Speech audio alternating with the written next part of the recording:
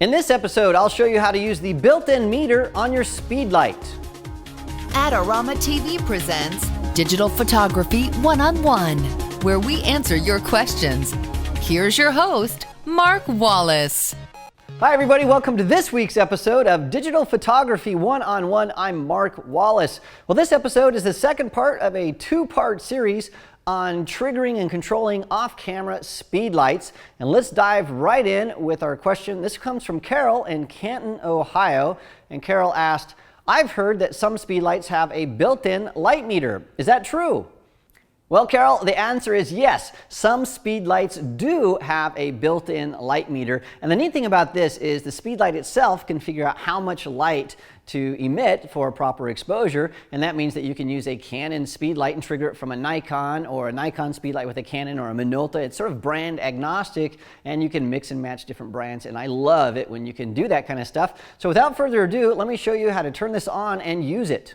Well, now that we know that there's a secret light meter built into a lot of speed lights, let's figure out how to use it. Now, normally when you have your speed light on your camera, something like this, what happens is when you take a picture, there's something that happens so fast that it's almost impossible to see it. And what's happening is when you push the shutter release on your camera, this built-in flash, or this on-camera flash, sends out something called a pre-flash. And so it sends out a little burst of light that hits the subject, it's reflected, and it comes back in through the lens of your camera. The built-in light meter then sees how much light is coming into the camera. It tells the flash, hey flash, I'm at this ISO and I'm at this aperture value, I'm at this shutter speed, and therefore make sure you put out this amount of light. The flash says, got it, I'll do that, and it sends out the right amount of light. The shutter opens and you get this great exposure, and everything works, and it happens just like that. So it's really, really, really quick. Now, what happens when you take your flash off of your camera is now there is no communication. So the flash doesn't know what ISO value and what aperture value that you're using, and so you have to tell the flash somehow all of that information. Now that's one of the reasons people love the Mini and Flex made by PocketWizard, because all of that's transmitted wirelessly. But let's say you don't have one of those. How do you tell your flash what to do? Well, there's that built-in meter, and it is right here on the front of this Canon speed light. It's really, really small. It's this little hole right here. And on a Nikon, you can see that there's this little guy right here.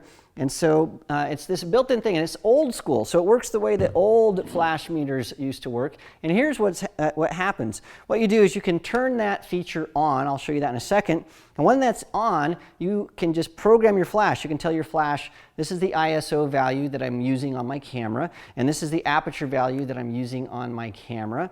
And then when you tell your flash to fire, and you're going to do that using just a basic radio like a PocketWizard Plus 2, or you could even use a long sync cable, just a cable between your flash and your camera. However you want to do it, but you're going to tell your flash to fire. And what happens is now it's going to use this built-in meter to calculate how much light it needs to throw out there. So what will happen is it knows the ISO, it knows the aperture value of your camera, and when you tell the flash to fire, it throws out light. And that light's going to hit the subject, and then it's going to bounce back into this built-in little light meter here. And the light meter is going to just tell the flash to stay on until enough light has hit the subject to get a proper exposure. And once that happens, it says, turn off.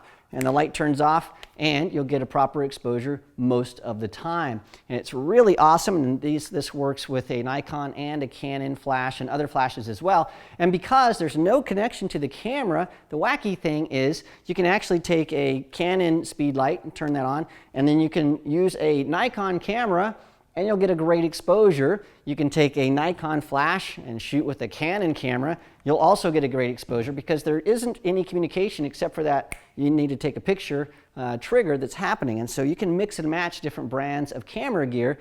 It's really, really cool. So let's talk about how to turn this on and activate it and set all the settings. So we're going to start here with this Canon 580EX2. And the reason we're doing that is because it's a little bit more complicated.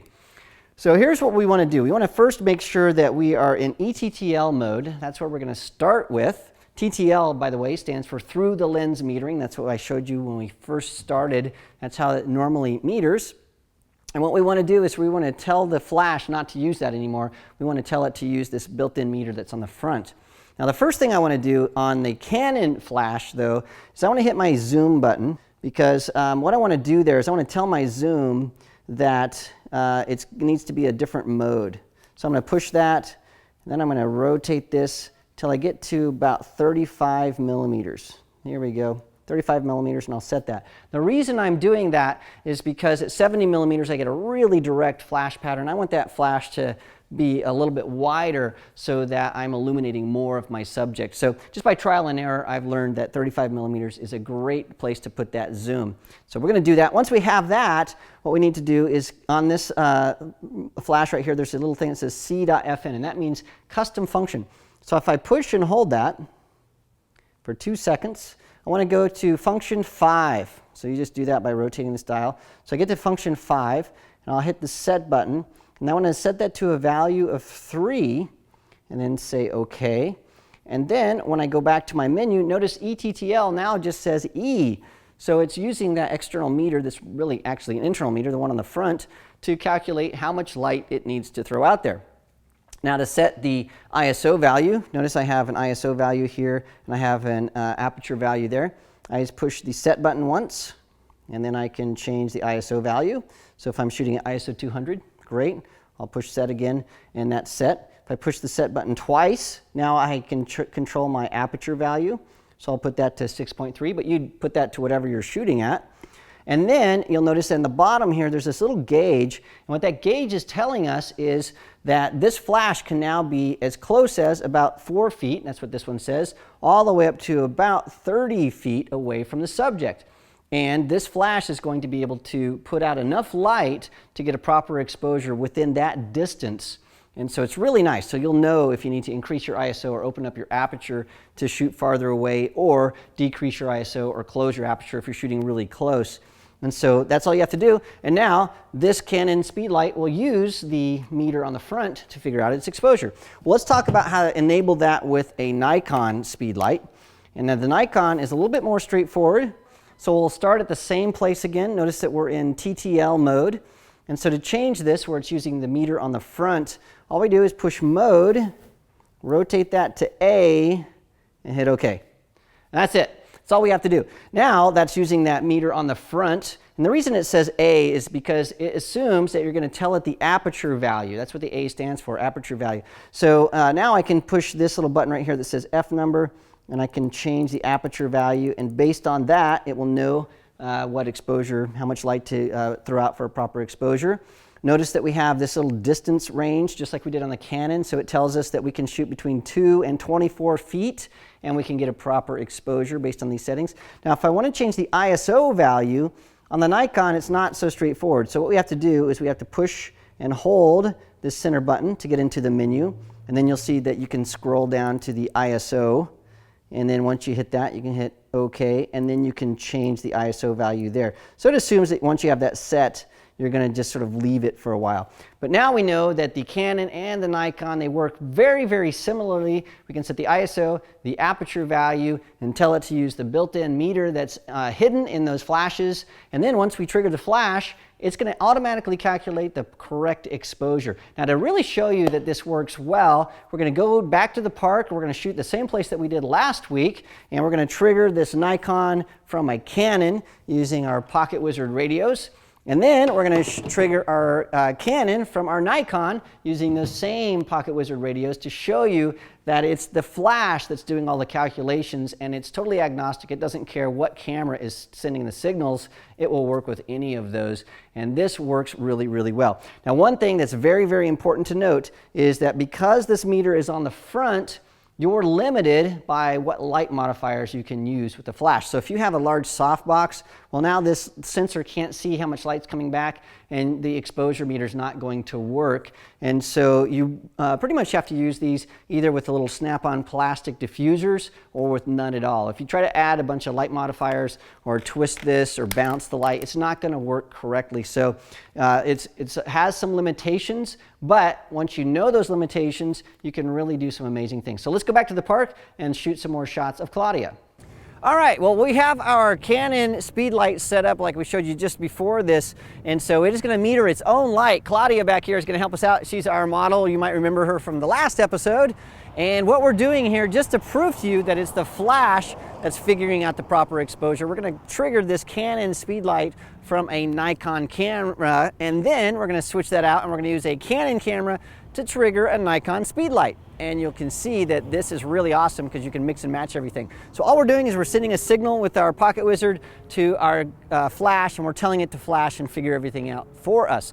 Now on the back of this, what we've done is I've set up the aperture value to 6.3. I've set my camera to 6.3, and we both have these set to ISO 200, so the flash knows how much light to put out so that they get a proper exposure. So just to prove this, we're going to take a shot here, and then we're going to move the flash and show you that we can do multiple exposures, and the flash is going to change its output to make sure that the exposure looks good. So let me take a couple shots here. So Claudia, look right at me. Beautiful. I love that. And we got this first shot. It looks great. So Kelsey, let's move back a little ways. So about right there. So, and our exposure guide here says that we can move back all the way to about 30 feet. So we're only about 20 feet right now.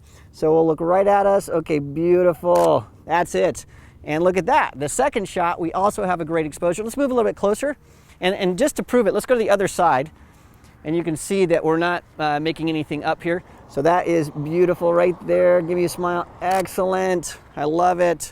And once again, we got a great exposure. So let's flip cameras and flashes, and we'll show you that a Nikon can do the same thing as well as a Canon. So we're gonna do that, and we're gonna keep shooting before the sun goes down. All right, we have switched now. I'm using a Canon 5D Mark II, and we have a Nikon SB910, and I'm going to show you that the same thing is happening with the Nikon that happened with the Canon, and that is that the Nikon has a built-in sensor, just like the Canon, and it checks and sees how much light is reflecting off of the subject, which is Claudia, and then when it sees that it has enough light, it just stops sending light, and we get a proper exposure. So we're going to try it again. So turn this around here. And Claudia, look right at me. I'm going to come in a little bit closer here. Beautiful. I love that. There we go. And you can see right here we've got a great exposure. And just to prove that the flash is working, our little range here says that we can come into about 2 feet. So we're going to put this on the side about like this. This is not going to be very good light, but we're just proving that the flash is figuring it out. I think we're a little closer than 2 feet there. So come back just a little bit. There we go. Good. All right. Now we're going to get some side light that I don't think is going to be beautiful, but it'll prove the point. Beautiful, I love that. Okay, good. All right, and sure enough, we actually got a picture I sort of like, and you can see that you can use this when you're in a pinch, when you don't have a meter, but you need to make sure you get some shots at a wedding or an event. This works great, whether you're shooting a Nikon or a Canon, or if you're mixing brands, it still works, and it's terrific. I sort of like it, so we're gonna keep shooting, and we'll show you some of our results.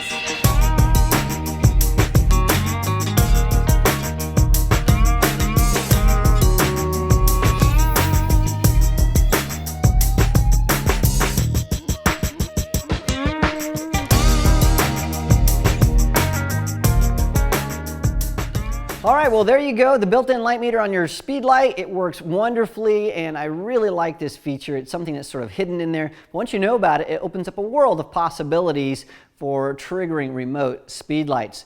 Now, one of the things that we tried to do was to talk about off-camera triggering of speed lights in the last 2 episodes, but the truth is there's a lot more we could talk about when it comes to speed lights. And so if you want to know more about speed lights, make sure you visit the Adorama Learning Center, because there are all kinds of articles that talk about controlling speed lights and some of the advanced features.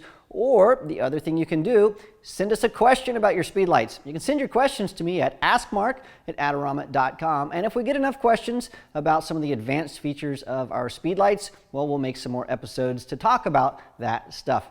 Well, thanks again for joining me this week. Don't forget to subscribe to our YouTube channel so you don't miss a single episode. And then join us again next week where we'll have even more stuff to talk about. This episode is brought to you by Adorama TV. Visit the Adorama Learning Center where you'll find photography tips and techniques, links to the gear used in this episode, and related videos. For all the latest photography, video, and computer gear, visit Adorama.com. And the next time you're in New York City, visit our store located on 18th Street between 5th and 6th Avenue.